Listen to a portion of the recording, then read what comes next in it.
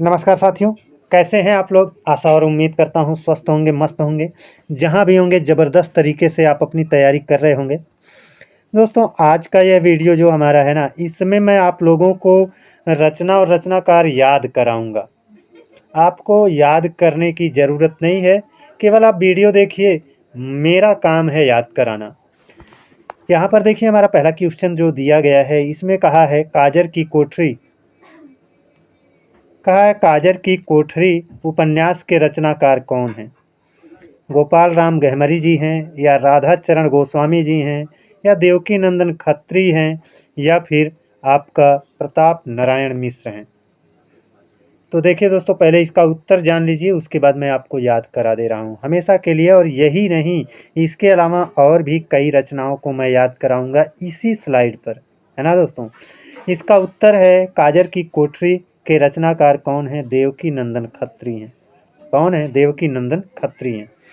तो देखिए दोस्तों, इसमें हम देवकी वर्ड को पकड़ लेते हैं। देवकी, आप जानते हैं देवकी जी को, है ना? वो एक महिला थी। तो अगर काजर के कोठरी की बात करेंगे, काजल लगाने की बात करेंगे, तो एक महिला ही लगाएंगी, और वो कौन है? देवकी है ना? ऐसे आप याद कर लीजिए, काजर की कोठरी अगर काजल कोई लगाएगा तो कौन लगाएगा? देवकी जी लगाएंगी, और देवकी नंदन खत्री इसका उत्तर हो जाएगा। अब देखिए दोस्तों, इसके अलावा मैं आप लोगों को बहुत सारी चीज़ें और बताना चाहता हूँ। ये जो देवकी नंदन खत्री है ना, इनकी पहली रचना आपकी जो है वो है चंद्रकांता, जो कि एग्जाम में बहुत ज़्यादा पूछी जाती है। चंद्रकांता, और ये आपका उपन्यास विधा की रचना है ना? ये उपन्यास विधा की रचना है। चंद्रकांता उपन्यास है, और काजर की कोठरी ये भी उपन्यास है। तो यहाँ पर चंद्रकांता हो गया। और अंतिम रचना कौन सी है? देवकी नंदन खत्री की अंतिम रचना है भूतनाथ। क्या है? भूतनाथ। और ये इसलिए भी पूछा जाता है क्योंकि ये अपूर्ण है ना? भूतनाथ क्या है? अपूर्ण है। तो ये पूछा जाता है देवकी नंदन खत्री की का वह उपन्यास बताइए जो अपूर्ण है, तो वो है भूतनाथ। या अंतिम रचना पूछ लेगा तो देवकी नंदन खत्री की अंतिम रचना कौन सी है? भूतनाथ। अब इसे पूरा किसने किया था? तो देवकी नंदन खत्री के पुत्र थे दुर्गा प्रसाद खत्री, उन्होंने क्या किया था? इसे पूरा किया था। अब दो रचना और बता रहा हूँ, उसको याद कराऊंगा, है ना? देखिए, देवकी नंदन खत्री की एक रचना है गुप्त गोदना, है ना? गुप्त गोदना, इसको आप ऐसे याद रखना कि देवकी जी हैं, है ना? एक महिला हैं, तो गोदना कौन गुदाएगा? महिला ही ज़्यादातर गुदाती हैं गोदना। तो ऐसे याद कर लीजिए, देवकी नंदन खत्री में देवकी वर्ड से देवकी क्या करेंगी? गोदना गोदाएंगी, यानी गुप्त गोदना इन्हीं की रचना है। और इनकी एक रचना है अनूठी बेगम। क्या है? एक रचना इनकी अनूठी बेगम है, एक रचना है नौलखा हार। नौलखा हार, तो नौलखा हार किसकी रचना है? देवकी नंदन खत्री की। देवकी जी जो हैं वो नौलखा हार पहनती हैं, है ना? एक रचना इनकी है अनूठी बेगम। क्या है? अनूठी बेगम। एक है यहाँ अनूठी बेगम। अनूठी को आप अंगूठी समझ लीजिए, और यहाँ पर बेगम, है ना? तो देवकी जी जो हैं वो अंगूठी पहनती हैं, वो नौलखा हार पहनती हैं, है ना? और वो गोदना गोदाती हैं। तो इससे तीन याद हो गया कि देवकी जी नौलखा हार पहनती हैं, नौलखा हार ये हो गई रचना।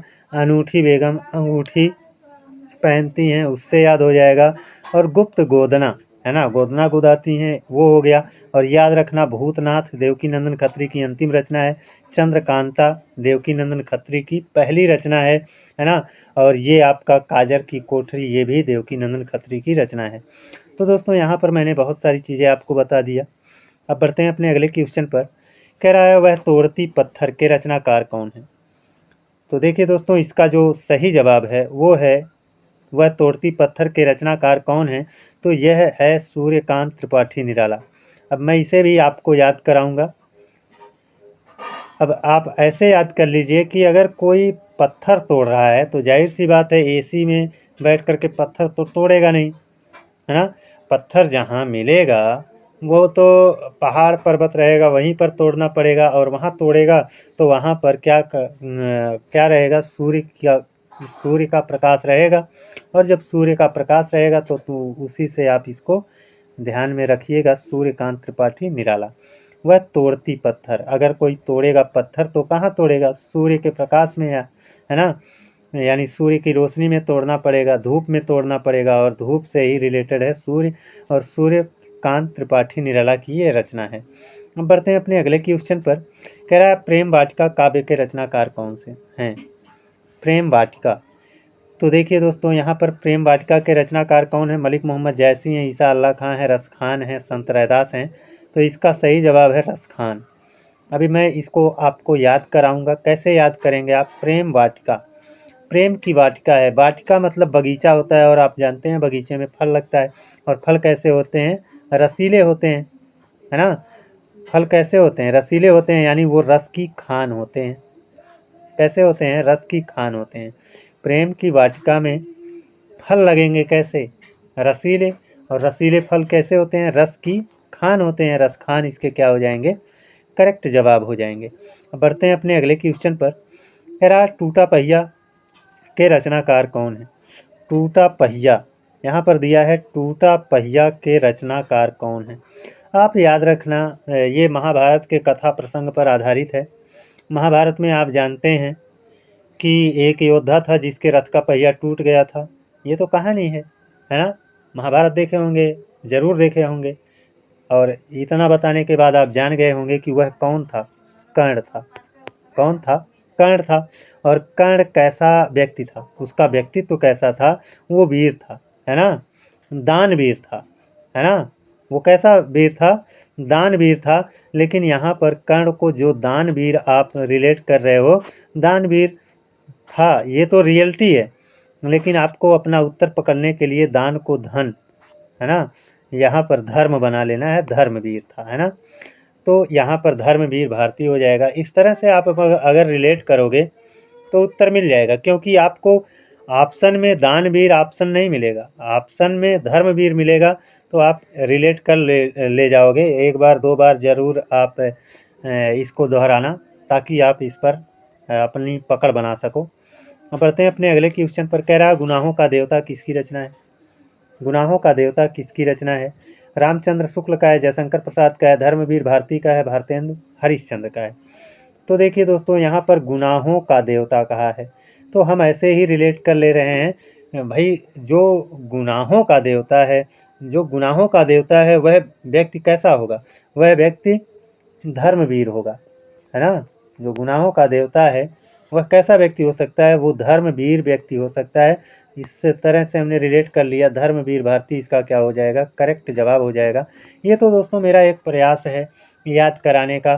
छोटा मोटा मैं इसमें कहानी टाइप का या कुछ और जोड़ करके आपके दिमाग में सेट करना चाहता हूँ, लेकिन आप अगर इसको याद करोगे तो निश्चित तौर पर ये याद हो जाएगा। और जो मैं कहानी बता रहा हूँ ना, याद कराने का जो प्रयास कर रहा हूँ, इस तरीके से भी आपको याद हो जाएगा। अब बढ़ते हैं अपने अगले क्वेश्चन पर।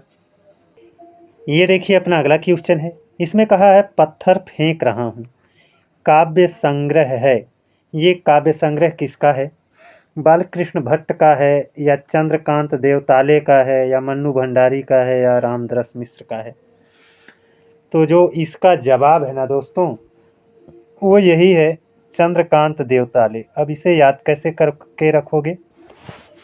आप कल्पना करो, आपने भी बचपन में तालाब के किनारे, है ना, कंकड़ लेकर के तालाब में फेंका होगा।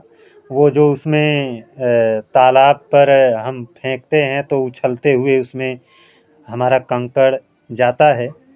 ऐसे कभी खेले हो ना? तो वही आप अपने दिमाग में रखो कि पत्थर फेंक रहा हूँ।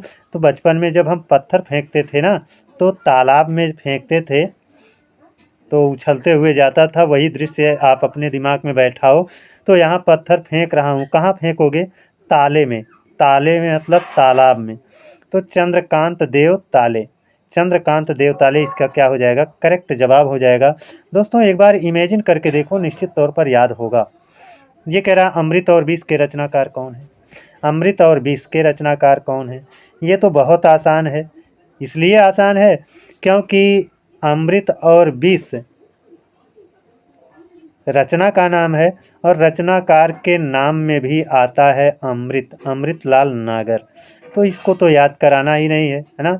अमृत और विष के रचनाकार कौन है? अमृतलाल नागर हैं। अब बढ़ते हैं अपने अगले क्वेश्चन पर। कह रहा सुहाग के नूपुर के रचयिता हैं। सुहाग के नूपुर के रचयिता कौन है? निराला जी हैं, मोहन राकेश हैं, अमृतलाल नागर हैं, प्रेमचंद्र हैं, कौन है? तो देखिए दोस्तों, ऐसे आप इसको दिमाग में बैठाओ। सुहाग के नूपुर, एक स्त्री के लिए सुहाग जो शब्द होता है ना, वो बड़ा मायने रखता है। एक स्त्री के लिए सुहाग शब्द बड़ा मायने रखता है। कितना मायने रखता है? कितना मायने रखता है? अमृत के बराबर मायने रखता है ना। अमृत के बराबर मायने रखता है। इसी से आप याद रखो, अमृतलाल नागर की रचना है सुहाग के नूपुर, अमृतलाल नागर की रचना है। कैसे याद रखोगे?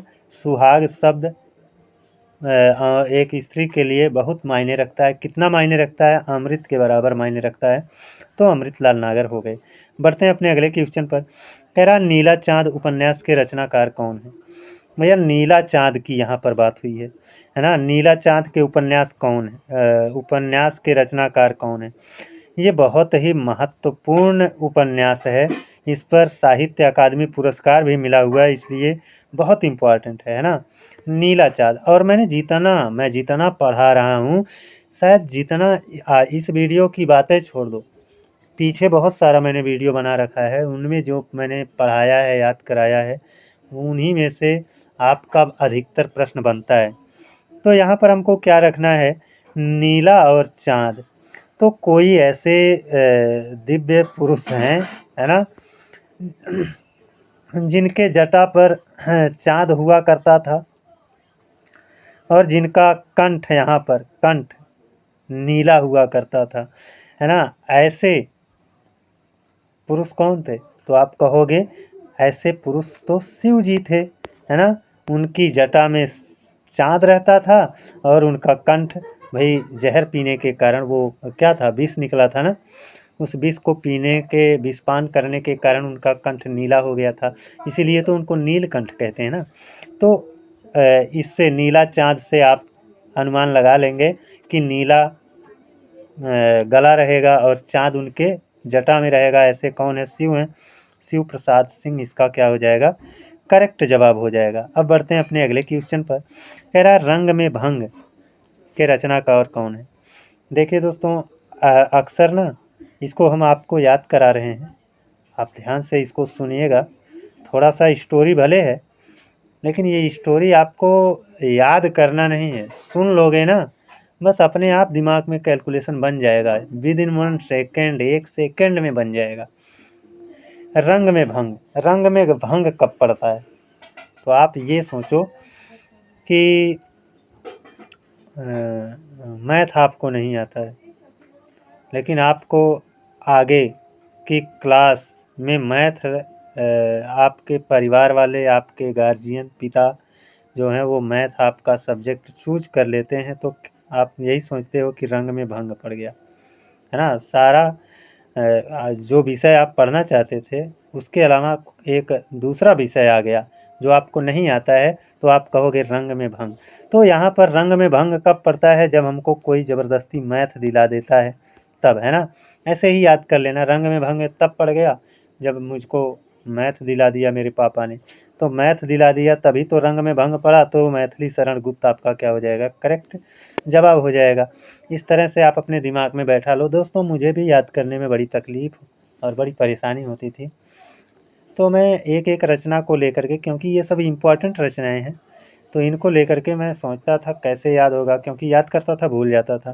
तो 2 बार 3 बार पढ़ते पढ़ते दिमाग में चीज़ें अपने आप कोड इनका बनने लगा, है ना, कि हम इसको रंग में भंग ऐसे याद करके रखेंगे, है ना, सुहाग के नूपुर ऐसे याद करके रखेंगे, है ना, और नीला चाँद ऐसे याद करके रखेंगे।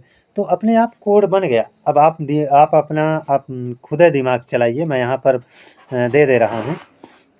आप बताओ नीला चाँद किसकी रचना है? नीला चाँद किसकी रचना है? आप दिमाग लगा लिए होंगे, है ना, कि नीला चाँद। और अच्छा ये बताओ आप, आप ये बताओ कि नौलखा हार किसकी रचना है? आज ही पढ़ाया मैंने। नौलखा हार आपके दिमाग में आ रहा होगा, है ना? देवकी जी पहनेंगी, देवकी जी पहनेंगी, देवकी नंदन खत्री है ना? नीला चाँद, नीला कंठ है और जटा में चाँद है, ऐसे कौन है? शिव जी हैं, शिव प्रसाद सिंह हो जाएंगे। और सुहाग के नूपुर, ये किसकी रचना है? सुहाग के नूपुर। तो मैंने अभी बताया, आपके दिमाग में चीज़ें क्लिक हो रही होंगी, है ना? सुहाग शब्द कितना इम्पोर्टेंट होता है, जितना अमृत होता है। अमृतलाल नागर, है ना? ऐसे ही तो याद किया। तो ऐसे ही आपके दिमाग में, आपके माइंड में कोड बन गया है, जो मैंने बताया उसके हिसाब से बन चुका है। तो दोस्तों आज के लिए बस इतना ही। अगले दिन आप लोगों से एक और वीडियो में मिलेंगे। तब तक के लिए जय हिंद, वंदे मातरम।